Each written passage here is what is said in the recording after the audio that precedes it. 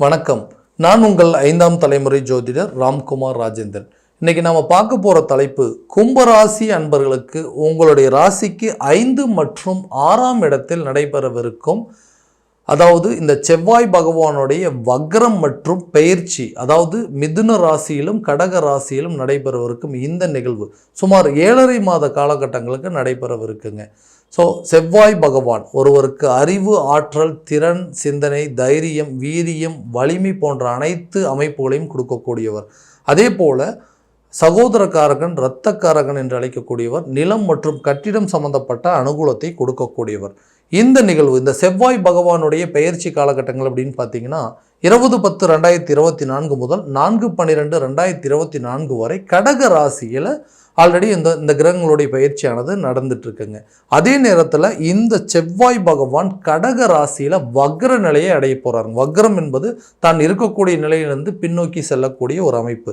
இந்த நிகழ்வு 7/12/2024 முதல் 21/1/2025 வரை கடக ராசியில் செவ்வாய் பகவானுடைய வக்ர நிகழ்வானது நடைபெறவிருக்குங்க.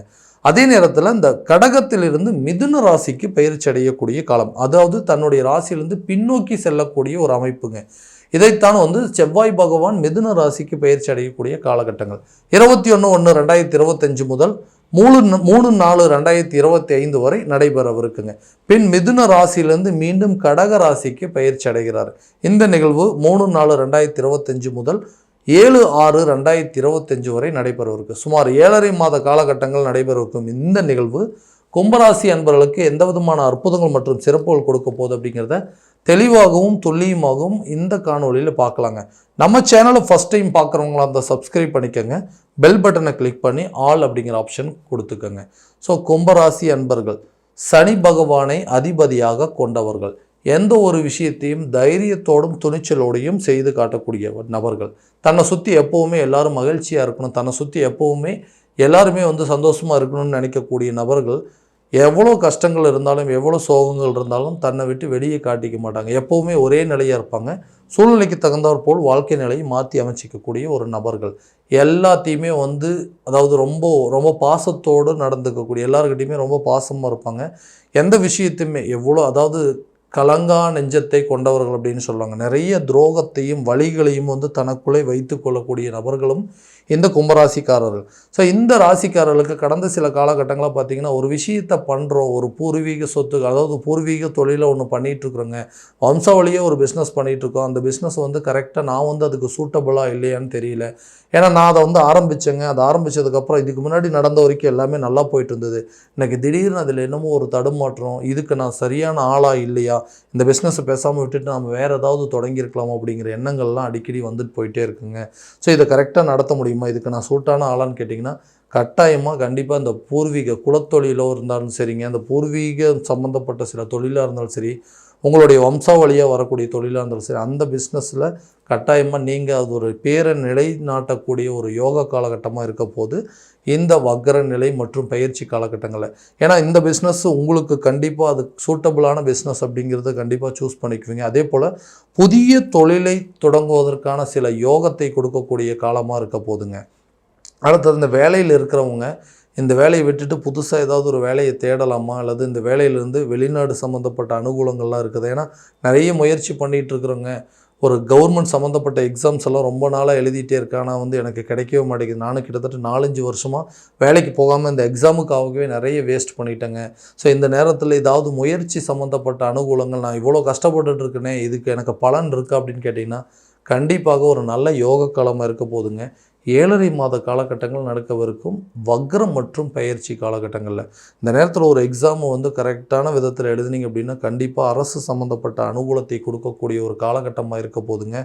கவர்மெண்ட் ஜாப்பில் இருக்கிறவங்களுக்கு டிரான்ஸ்ஃபர் சம்மந்தப்பட்ட யோகம், அதே போல் ப்ரைவேட் ஜாப்பில் இருக்கிறவங்களும் அதே டெம்பரவரியாக இருக்கக்கூடியவங்க கூட பர்மனெண்ட் ஆவதற்கான வாய்ப்புகள். ரொம்ப கான்ட்ராக்ட் பேஸில் தாங்க எம்ப்ளாயியாக இருந்துட்டு இருந்தேன், இந்த ரொம்ப வருஷமாக ஒர்க் பண்ணிகிட்ருக்கேன், 4-5 வருஷமாக இதே இடத்துல டெம்பரவரியாக தான் ஒர்க் பண்ணிகிட்ருக்கேன், எனக்கு பர்மனெண்ட் போஸ்டிங் கிடைக்குமா அப்படின்னு யோசிச்சிங்கன்னா கண்டிப்பாக பர்மனெண்ட்டாக ஒரு ஜாப் கிடைப்பதற்கான வாய்ப்புகள், புதிய வேலை கிடைப்பதற்கான சில சூழல் அப்படிங்கிறது கண்டிப்பாக உருவாகுங்க. நீண்ட நாட்களாக திருமணம் நடக்காத நபர்களுக்கு திருமணம் சம்பந்தப்பட்ட யோகத்தை கொடுக்கக்கூடியது இந்த செவ்வாய் பகவான். ஸோ திருமண தடை, திருமண தோஷம் இருக்கும் போலங்க, கல்யாணமே நடக்க மாட்டேங்குது, ரொம்ப நாளாக வந்து தள்ளி போயிட்டுருக்கேன்னு யோசிக்கிறவங்களுக்கு இந்த கால சூழ்நிலையில் உங்களுக்கு திருமணம் சம்மந்தப்பட்ட யோகத்தை கொடுக்குங்க. தன்னுடைய நிலையிலிருந்து வக்ர நிலை அடையும் பொழுது இது வரைக்கும் யாருக்கெல்லாம் வந்து திருமணம் சம்மந்தப்பட்ட பாதிப்புகள், அதாவது மேரேஜ் நடக்கலைன்னு சொல்கிறீங்களோ அவங்களுக்கு மேரேஜ் நடப்பதற்கான வாய்ப்புகள் அப்படிங்கிறது கண்டிப்பாக உருவாகுங்க. குழந்தை இல்லாத நபர்களுக்கு குழந்தை பாக்கியம் ஏற்பதற்கான சூழல். இந்த 5ஆம் இடம் என்று சொல்லக்கூடிய பூர்வ புண்ணியஸ்தானம், புத்திரஸ்தானம் என்று அழைக்கக்கூடிய இடத்துல ரொம்ப வருஷமாக வந்து குழந்தை பாக்கியம் இல்லாமல் இருக்குது அப்படிங்கிறவங்களுக்கு கட்டாயமாக குழந்தை பாக்கியம் ஏற்படுறதுக்கான சில சூழல் அப்படிங்கிறது கண்டிப்பாக ஏற்படுங்க.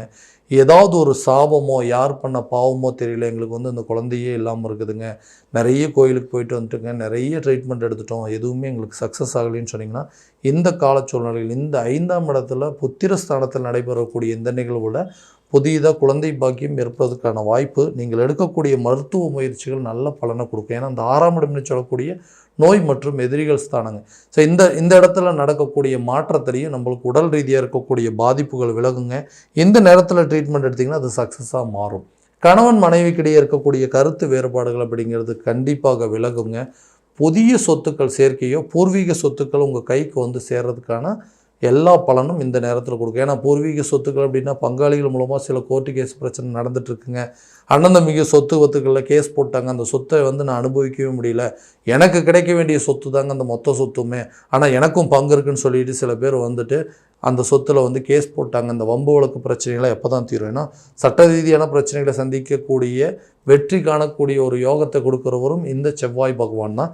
அப்போது அது 5ஆம் இடமான பூர்வ புண்ணிய ஸ்தானத்தில் நடைபெறும் பொழுது பூர்வீக சொத்துக்கள் இருக்கக்கூடிய வில்லங்கங்கள் தீருங்க. அந்த சொத்துக்கள் உங்கள் கைக்கு வந்து சேரும். அது மூலமாக சில அனுகூலங்கள் அப்படிங்கிறது கட்டாயமாக உங்களை வந்து சேரக்கூடிய காலமாக இருக்க போது இந்த செவ்வாய் பகவானுடைய வக்ரம் மற்றும் பயிற்சி காலகட்டங்களில்.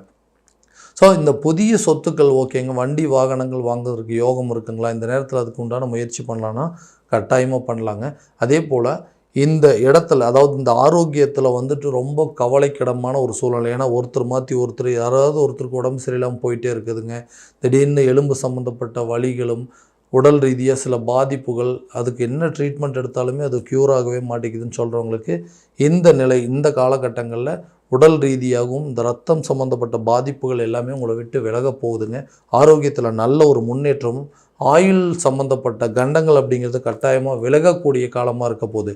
குழந்தைங்களுடைய கல்வியில் நல்ல ஒரு முன்னேற்றம், அவங்களுடைய வளர்ச்சி, அவங்களுடைய கல்வியில் முன்னேற்றத்தை பார்த்து நீங்கள் மகிழ்ச்சி அடையக்கூடிய ஒரு காலகட்டமாக இருக்க போகுதுங்க. கடன் சம்மந்தப்பட்ட சில பாதிப்புகள் அப்படிங்கிறது, இந்த கடன் அப்படிங்கிறது எப்படி தான் வந்து சேர்ந்துச்சுன்னே தெரியல, ரொம்ப துன்பத்தை அனுபவிச்சுட்ருக்கேன். கொஞ்சம் கொஞ்சமாக இன்றைக்கி, அதாவது அன்றைக்கி வந்து ஒரு ₹1,00,000 இருந்த கடன் இன்றைக்கி வந்து 10 லட்சம் 20 லட்சமாக மாறிடுச்சு. அன்றைக்கி 100 200 இருந்தது, இன்றைக்கி வந்து 1000 கணக்கில் வந்து நின்றுட்டு இருந்தது. என்ன நடந்ததுன்னே தெரியலைங்க. அதுக்கு வட்டி மட்டும்தான் கட்டிகிட்டே இருக்குது. அந்த கடனை முழுசாக என்னால் திரும்ப அடைக்கவே முடியல. ஏதோ என்னோடய பூர்வீக சொத்துக்களில் வந்து ஏதாவது ஒரு பங்கை நான் விற்றேன் அப்படின்னா அதில் வரக்கூடிய பணத்தை வச்சு இந்த எல்லா கடனையும் அடைச்சிருவேன். அதுக்குண்டான முயற்சிகள் எதுவுமே பண்ண முடியல. யாருக்காகவோ வாங்கி கொடுத்த பிரச்சனையில் இன்றைக்கி நான் போய் சட்ட ரீதியாக மாட்டிக்கிட்டேங்க. யாருக்கோ ஒருத்தருக்கு ஜஸ்ட் ரெக்கமெண்ட் தான் பண்ணேன், நான் இன்றைக்கி அதுக்கு ஜாமீன் போட்டேன்னு சொல்லிவிட்டு எனக்கு அந்த கடனை கட்டி நீங்கள் தான் அந்த கடனை அடைக்கணும்னு சொல்லி என்ன வந்து டார்ச்சர் பண்ணிகிட்டு இருக்கிறாங்கன்னு யோசிச்சுட்டு இருக்கிறவங்களுக்கு இந்த பூர்வீக சொத்துக்களால் சில அனுகூலங்கள் கிடைக்குங்க. கடனை வந்து கண்டிப்பாக அடைப்பதற்கான வாய்ப்பு, சட்ட ரீதியான பிரச்சனைகள் எல்லாமே வந்து உங்களை விட்டு விலகக்கூடியது. அந்த பிரச்சனைக்கு நல்ல ஒரு ஃபேவரான ஒரு ரிசல்ட்டு, நல்ல தீர்ப்புகள் வர்றதுக்கான வாய்ப்புகள் அப்படிங்கிறது நிச்சயமாக உங்களுக்கு இருக்கக்கூடிய காலகட்டங்கள் இந்த 7.5 மாத காலகட்டங்கள் நடைபெறவிருக்கும் இந்த செவ்வாய் பகவானுடைய வக்ர நிலை மற்றும் பயிற்சி காலகட்டங்களில். ஸோ இது வரைக்கும் நம்ம பார்த்தது எல்லாமே கோச்சார ரீதியான பலன்கள் மட்டும்தாங்க.